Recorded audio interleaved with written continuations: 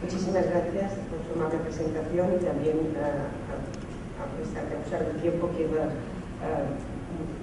las gracias muy de verdad por poder estar en este auditorio y agradecer concretamente a la Universidad de Nuevo León y al Colegio de Ética tener esta ocasión.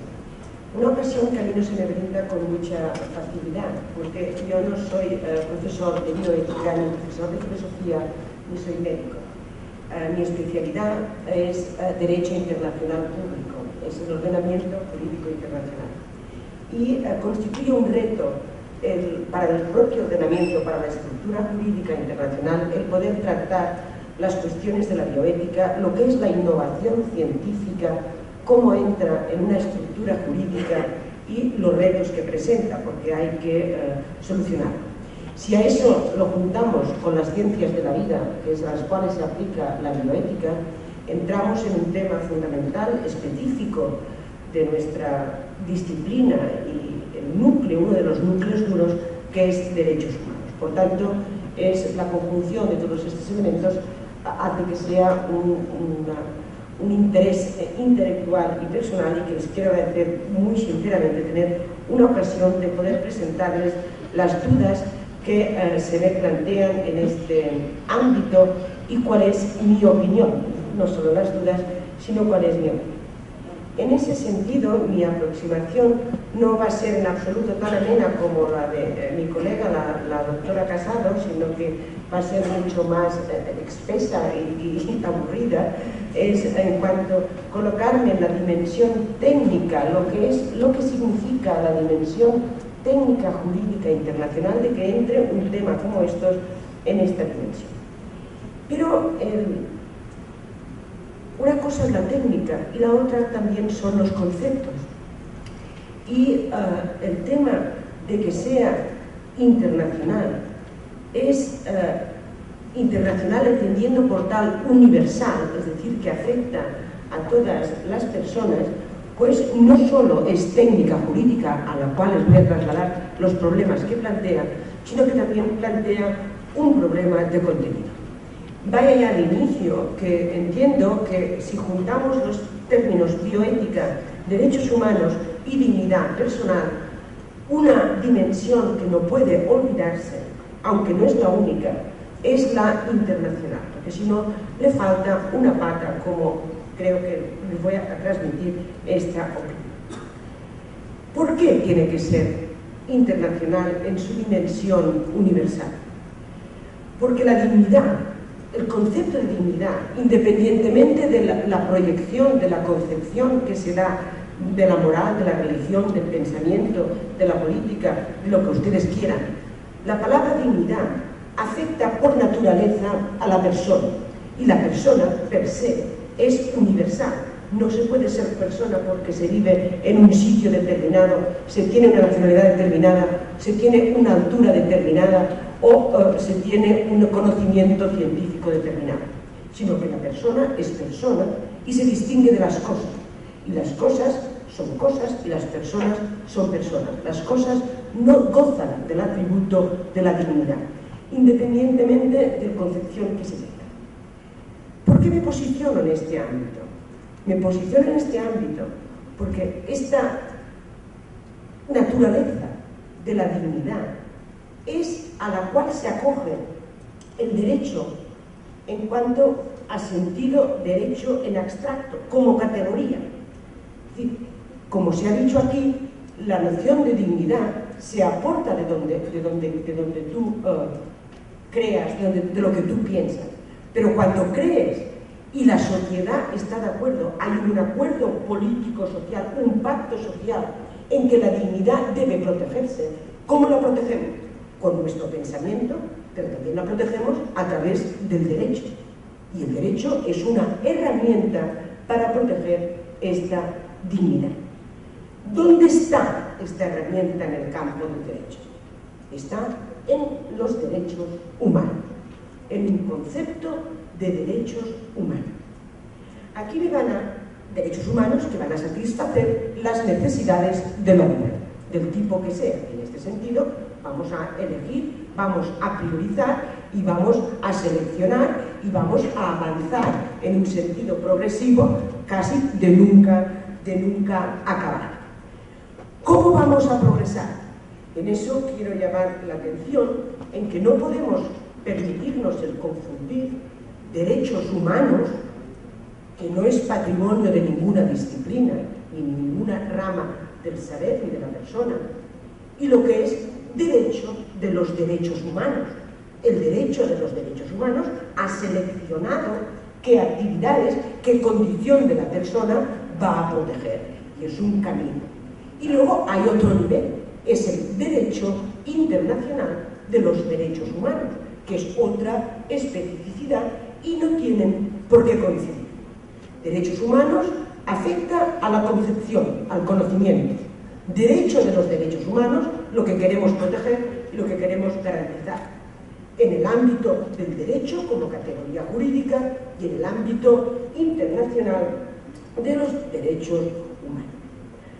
Para mí, el aspecto formal del derecho internacional de los derechos humanos, claro que es lo que me da de comer, que es mi especialidad, pero también es una concepción, es realmente internacional, porque si no, los derechos humanos se convierten en un privilegio de unos o de un grupo, de un área, de un sector. Si no es internacional, se convierte en un privilegio. Y no solo me refiero a la garantía y a la eficacia, sino también a su concepción y a su categorización. De este planteamiento, lo que nos ocupa hoy y nos ocupará durante el tiempo del Congreso es estas dos vías que corren rápidas y afortunadamente han avanzado con un alto sentido positivo y con alto riesgo. ¿Qué vías son? Es el desarrollo científico que afecta a la biotecnología y a las ciencias de la vida y de la medicina, lo que afecta a la vida, y la consolidación en el derecho internacional de los derechos humanos. Son dos campos que se procura o pueden entrar en colisión el avance científico, los beneficios que te da la ciencia y los derechos, y el derecho internacional de los derechos humanos, que llega a un punto en el cual coincide. Y puede ser de fricción, pero habrá que armonizarlo. Lo que sí es cierto es que no se puede excluir uno del otro. O esta es mi propuesta de reflexión en esta sesión. ¿Cuándo empieza esta perfección en el pensamiento y luego en el campo jurídico, aplicando la técnica? Arranca después de la Segunda Guerra Mundial, en que realmente entra en el ámbito jurídico internacional el derecho internacional de los derechos humanos. Pero claro, aquí pasa una cosa muy curiosa. El derecho internacional de los derechos humanos entra en la esfera jurídica internacional, pero como materia, como objeto de regulación, como el derecho que regula la hipoteca, o regula el contrato, o regula la filiación. Cuando entran los derechos humanos en la esfera jurídica internacional, no cambia la estructura del ordenamiento, no la cambia, aplica unas prácticas, una forma de hacer que tiene la sociedad en la esfera político-jurídica e incorpora un tema nuevo de regulación.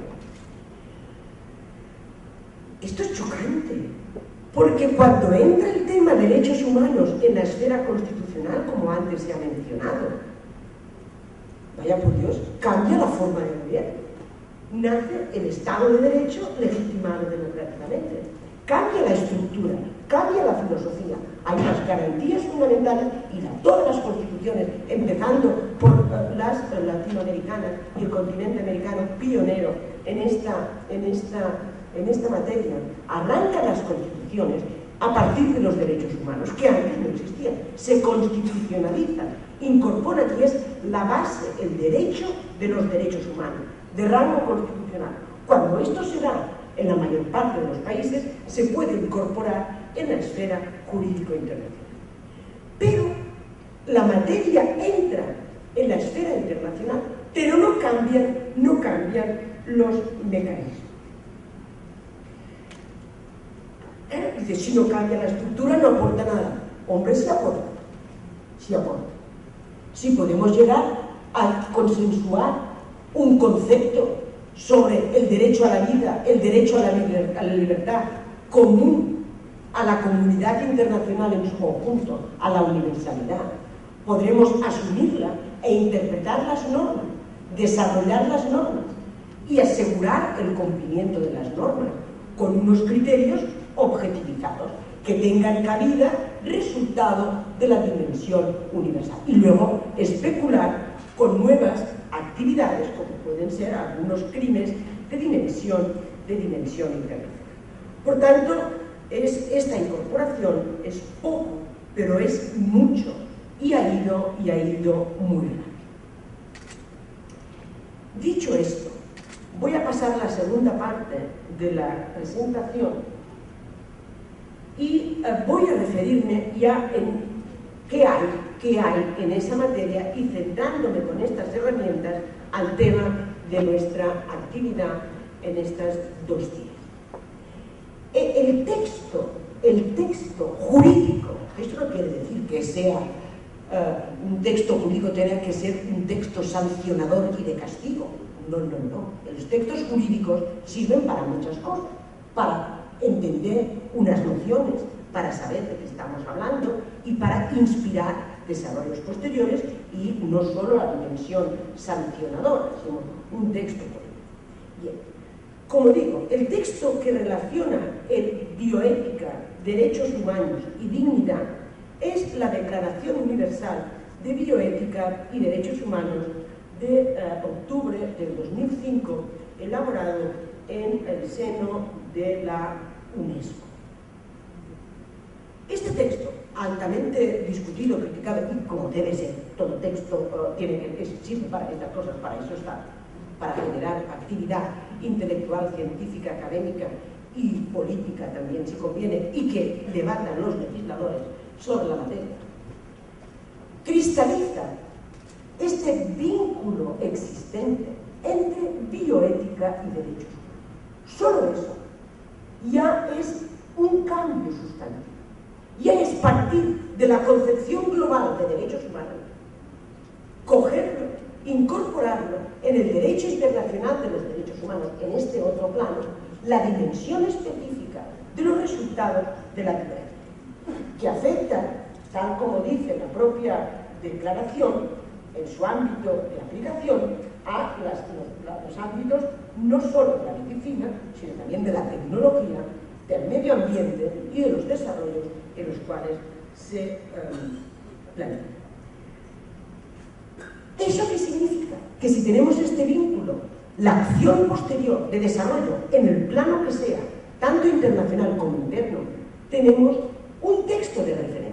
Sabemos de qué estamos hablando, para cambiarlo, para matizarlo, para reinterpretarlo, para lo que ustedes quieran. Acción que corresponde no solo a los juristas, sino a lo científico, a lo político, a lo universitario y a lo que todos ustedes quieran. Tenemos un texto y tenemos unos conceptos. Respecto a este texto, quisiera señalarles 3 cuestiones y con ello voy a acabar. En primer lugar, me referiría a unos aspectos formales del texto. En segundo lugar, a un marco sustantivo de contenido. Y, en tercer lugar, darles 2 frases sobre lo que a mí me preocupa, digamos, concretamente en este momento.